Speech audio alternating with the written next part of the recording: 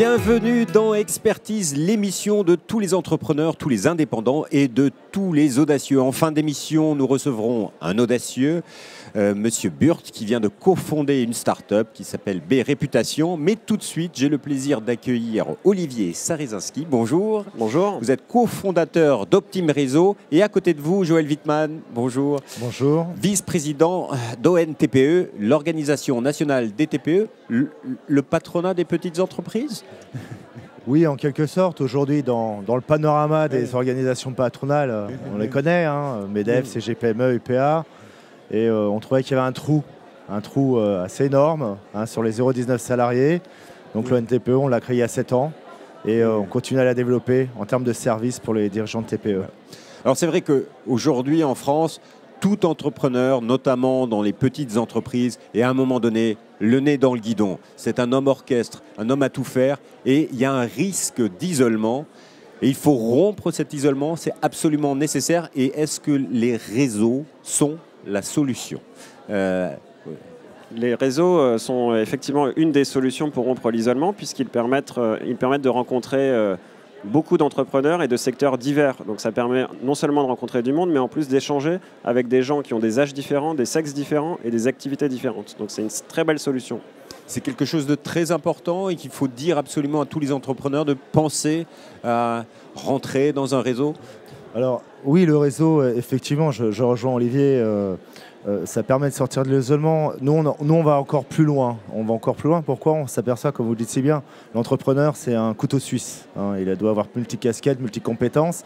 Or, certains entrepreneurs, quand ils fondent leur boîte, ils ne les ont pas. Et l'ONTP, justement, on va au-delà du réseau, puisqu'il y a un réseau aussi, avec des rencontres, des ateliers, etc. Mais on met en place aussi un certain nombre de services au niveau national pour les aider en matière juridique, en matière sociale, en matière comptabilité, en matière avec les relations avec les institutionnels, par exemple, le RSI en l'occurrence, voilà, pour pas les citer. Tenir aussi au courant de l'actualité qui peut les Également. impacter directement, parce que ça, on a du mal parfois en tant que petit entrepreneur à suivre l'actualité qui concerne la boîte. Déjà, les avocats ont du mal. Entre les lois, les décrets, les jurisprudences. Donc, effectivement, on met en place des veilles juridiques, par exemple, sur des législations. Mais concrètement, Olivier Sarezinski, comment on intègre un réseau ? Alors c'est compliqué de répondre à la question parce que ça dépend des réseaux. L'ONTPE, j'imagine qu'on remplit un formulaire. Voilà, un bulletin d'adhésion, voilà. Tout à fait. Nous, pour notre part, on va quand même demander à l'adhérent, au futur adhérent, au potentiel adhérent de venir nous voir une première fois, à un petit déjeuner ou un apéritif. Le groupe va faire connaissance avec lui et ensuite il va remplir un dossier d'adhésion. Chez nous, l'adhésion est payante et ensuite il va être accepté ou refusé par le groupe. Voilà, il y a différents réseaux qui existent. C'est quoi le coût moyen d'adhésion ? Alors, parlons pour vous, par exemple. Oui, je ne vais pas pouvoir vous dire une moyenne, je suis désolé. Moi, le coût d'une adhésion, il tourne autour de 83 € par mois. Après, il faut voir ce qu'il y a derrière. Nous, on fait des réunions extrêmement régulièrement. C'est-à-dire quand on adhère à Optime Réseau, on fait 20 réunions par an. Donc, c'est intensif. Dans le prix de l'adhésion sont compris tous les petits déjeuners ou tous les apéritifs de l'année. Donc voilà, après il faut voir aussi au regard de ce que ça peut rapporter. Voilà. Il y a plein de tarifs différents en fonction des réseaux. Une adhésion à une TPE Nous, on a un modèle qui est totalement différent, puisqu'il y a l'adhésion à l'ONTPE à partir de 180 € ou 16 € par mois pour les gens qui n'ont pas salariés. Après, il y a des services complémentaires, certains sont gratuits, certains font partie de l'adhésion, d'autres sont payants en sus. On a un fonctionnement totalement différent en fonction des besoins et surtout des gens qui nous aident aussi sur le renseignement. Il y a des réseaux thématiques, il y a des réseaux territoriaux. Quel type de réseau vous conseillez aux entrepreneurs ? Encore une fois, ça dépend de son objectif. Nous, en ce qui nous concerne, l'objectif d'Optime Réseau, le principal objectif, c'est le développement du chiffre d'affaires de nos membres. Le deuxième objectif, c'est quand même l'échange de conseils et bonnes pratiques. En fait, vu qu'on se réunit par groupe d'entrepreneurs issus de métiers très différents, on en profite et chaque entrepreneur à tour de rôle va aborder une thématique qu'il maîtrise pour son groupe. Mais ça ne fait pas peur aux entrepreneurs de savoir qu'il y a 20 réunions où il y a des engagements et ils se disent « Ouh là là, j'ai pas le temps ». Qu'est-ce que vous avez envie de leur dire ? Ils n'ont pas le temps, oui, effectivement. C'est des gens toujours très occupés, très soucieux effectivement du développement de leur chiffre d'affaires. Après, autour de la variante économique, il y a quand même la variante législative et les obligations. Parce qu'on avait blindé d'obligations en France, on le sait. C'est pas une nouveauté. Et là, ils peuvent prendre le temps quand même parce que c'est important et il y a des risques civils et pénaux qui peuvent être attachés à une entreprise. Et ça, il faut le prendre en compte quand même. Oui. Sur les 20 réunions, je veux bien réagir. En fait, c'est vrai que ça consomme pas mal de temps et un petit budget puisqu'il y a une adhésion. Après, il faut savoir, quand on est entrepreneur, il y a un moment, il faut consacrer du temps et de l'argent à son développement commercial. Et c'est une façon de le faire. Donc ce temps, il n'est pas si énorme que ça, 20 réunions de 2 heures et 83 € par mois, au regard de ce que ça peut apporter. Alors justement, ça peut apporter du business, un réseau, c'est quelque chose d'essentiel, clé. Si je vous répondais non, il faudrait que je m'en aille tout de suite parce que je fais ça depuis 7 ans. Donc oui, ça rapporte du business. Après, ce n'est pas une formule magique. C'est-à-dire que même en allant aux 20 réunions dans l'année, si on est complètement passif, si on ne fait pas l'effort derrière de rencontrer les gens en individuel et de faire des efforts de ce genre-là, le résultat sera moyen, voire nul. Alors je rejoins tout à fait Olivier. Nous, souvent, c'est une question récurrente, l'apport d'affaires au sein de l'ONTPE. Alors nous, déjà, comme je l'ai dit souvent, nous, on n'est pas un réseau d'affaires. Il y a Optime Réseau, il y en a d'autres sur la place marché qui sont spécialisés et qui ont un modèle de fonctionnement lié aux affaires. Nous, effectivement, comme je dis souvent, le fait de rencontrer des entrepreneurs, de se discuter entre eux, de parler de ces problématiques, oui, effectivement, à un moment donné, on peut trouver soit des clients directs au sein même des membres de l'ONTPE ou des clients indirects sur les partenaires, les clients. On crée un tissage, un maillage pour effectivement dire, bah, tiens, voilà, il y a quelqu'un qui m'aide. C'est la vie de tous les réseaux. Et je vois certains qui sont à l'ONTPE, font partie d'Optime Réseau, font partie du BNI, font partie d'autres réseaux d'affaires, des clubs d'entreprise, etc. Donc tout ça n'est pas incompatible. On démultiplie l'effort. Et après, effectivement, si les gens viennent et restent passifs et disent « Ah bah oui, mais je ne fais pas d'affaires chez vous », oui, mais soyez acteurs. Voilà, c'est en fait ce que vous attendez des futurs adhérents, c'est de s'investir et... Complètement. Pour obtenir des choses, il faut d'abord donner. C'est comme ça dans le business, mais c'est comme ça dans la vie en général, je crois.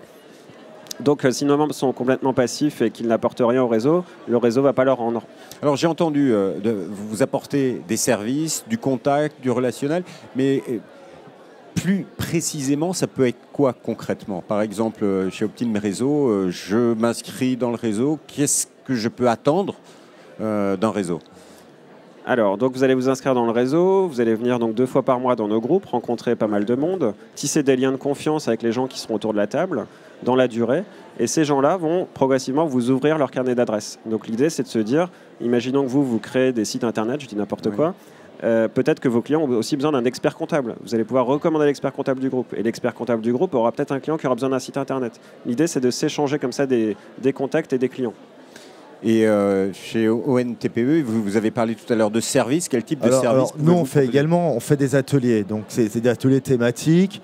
Un exemple concret, j'ai une avocate en droit de social et du travail. Les 7 étapes à l'embauche, voilà, sous forme de fiches techniques.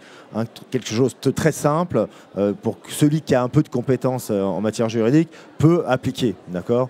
Après, c'est votre plaquette, faire une bonne plaquette commerciale. Moi, je suis intervenu sur une thématique, la prospection digitale. Mais il est adapté au TPE, bien évidemment. On ne parle pas d'un bon marketing et des gros systèmes, des grands groupes. Voilà, c'est donner de cette expertise, effectivement, mais avec des gens. On peut faire bouger les gens dans les bureaux, ce n'est pas que les membres de bureau, mais les adhérents aussi peuvent venir sur des expertises très spécifiques. Parce que vous l'avez dit en début d'émission, aujourd'hui en France, pour accompagner les toutes petites entreprises, il n'y a pas de représentation véritable et on les oublie et il faut qu'elles se défendent et qu'elles s'unissent. Si elle est là, voilà. Vous avez le numéro 2 en face de vous. Oui. Et nous, on fait tous les efforts possibles. On travaille, on prend des partenariats tous les jours. Je suis contacté, j'appelle, je suis contacté sur mes réseaux. Voilà, j'utilise LinkedIn en l'occurrence, voilà, pour ne citer que. entrepreneurs, petits entrepreneurs, unissez-vous. C'est ça le message.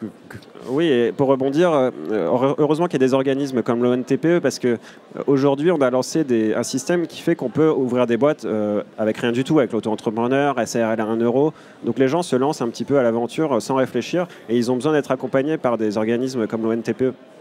Merci beaucoup à tous les deux. Vous restez avec nous. On va découvrir maintenant la start-up du jour. C'est dans la rubrique Zoom.